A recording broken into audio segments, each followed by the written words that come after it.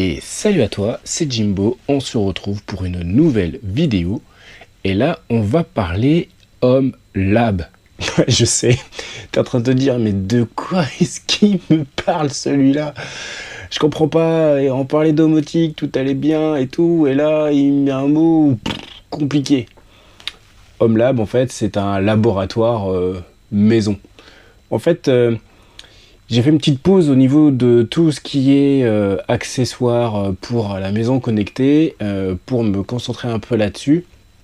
Ça reviendra toujours sur le thème de la maison connectée, mais il fallait que je fasse cette petite vidéo entre-temps, parce que comme j'ai reçu pas mal de produits et qu'il faut que je les teste avant de les renvoyer si jamais ça marche pas, donc c'est pour ça qu'il fallait absolument que je fasse ce rush maintenant.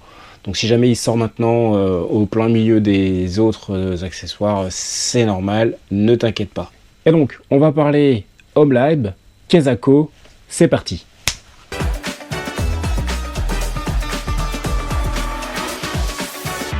Comme je le disais en début de vidéo, on va parler du mot Home Lab. En fait, comme le nom l'indique, Home Lab, laboratoire maison. Qu'est-ce que c'est et à quoi ça peut servir?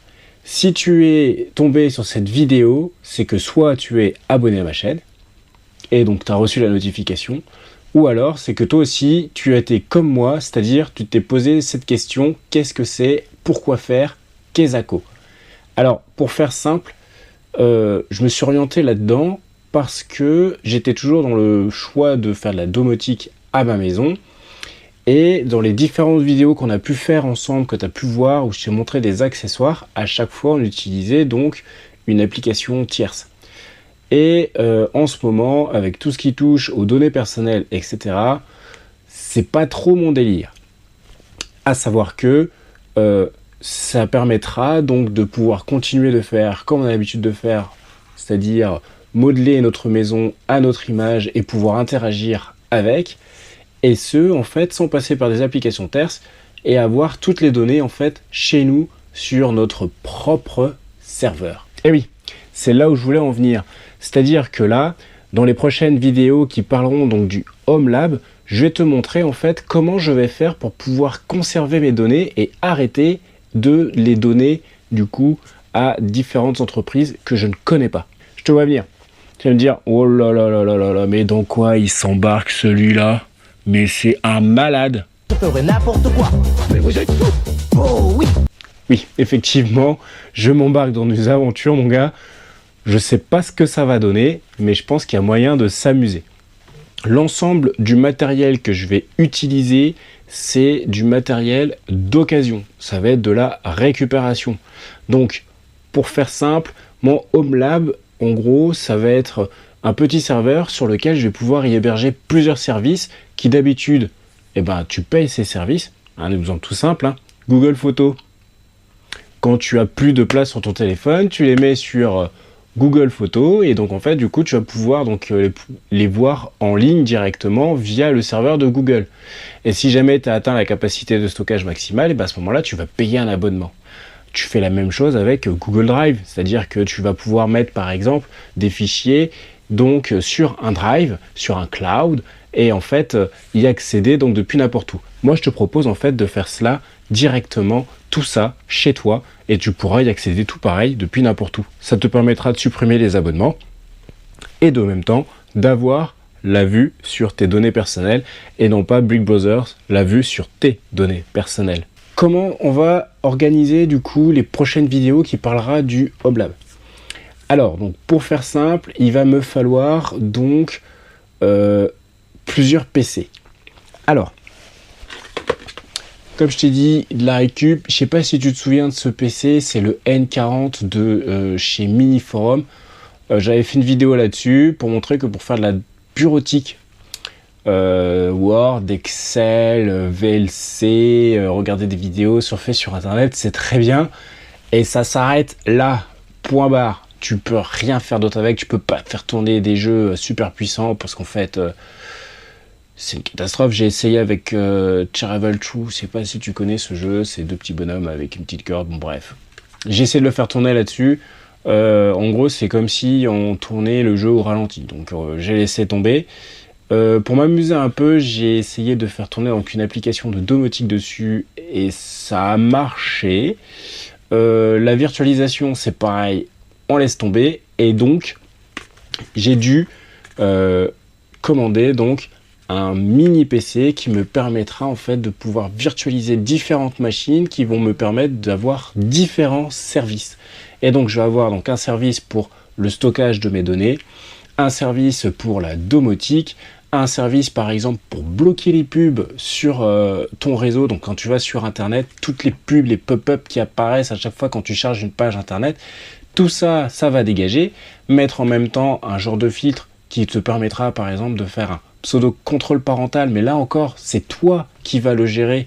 Donc si jamais tu as des enfants qui vont sur le net, tu pourras gérer ça donc soit avec les adresses qui vont taper eux-mêmes, soit tout simplement avec l'adresse du périphérique qu'ils vont utiliser pour pouvoir le brider.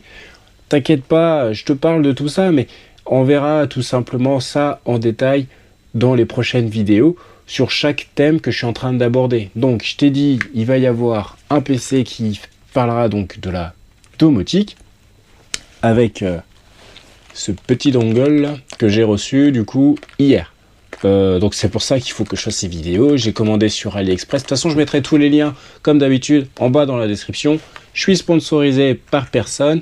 Et petit détail, comme tu as pu le voir à chaque fois pour les liens, que ce soit Amazon ou autre, les liens Amazon, à chaque fois que tu cliques dessus, si tu achètes quoi que ce soit, c'est des liens affiliés, donc je touche quelque chose. Mais pour toi, ça ne change absolument rien. Moi, ça me permet de pouvoir, par exemple, d'acheter la clé et vous en parler. Ensuite, tu as ce PC là que j'ai là, tu vois, c'est juste pour te montrer un exemple. Ça aussi, c'est pareil, ça peut te servir en fait pour pouvoir lancer des machines virtuelles.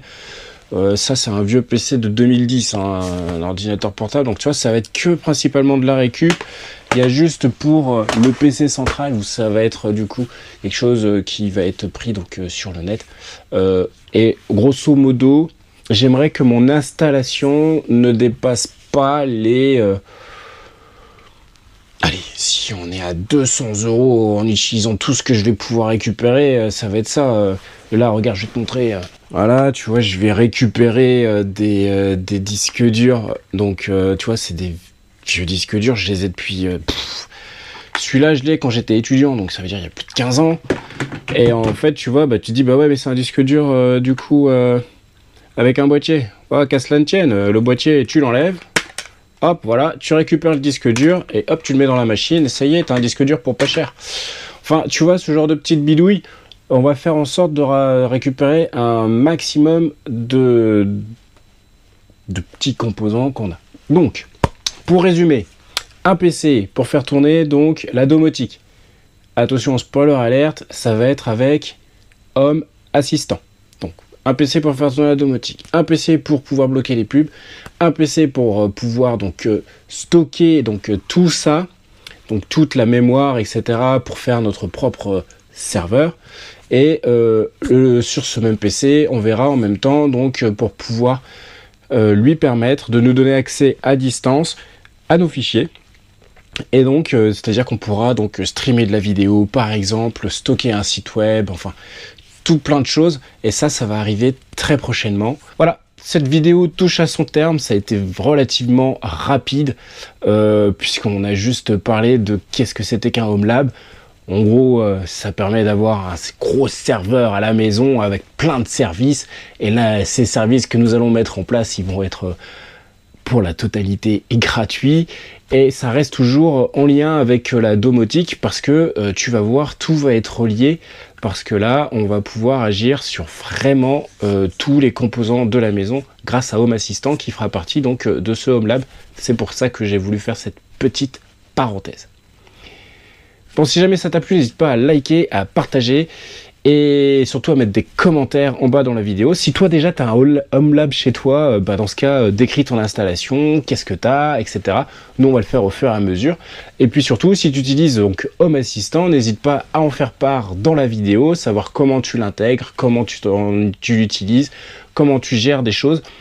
Tout ce genre de choses, ça pourrait aider donc la communauté. Je Je vous remercie, vous êtes encore de plus en plus nombreux donc à me suivre. J'ai repris la chaîne il y a moins de 6 mois et maintenant on a fait un plus 250, voire plus 300 presque. Donc je vous remercie.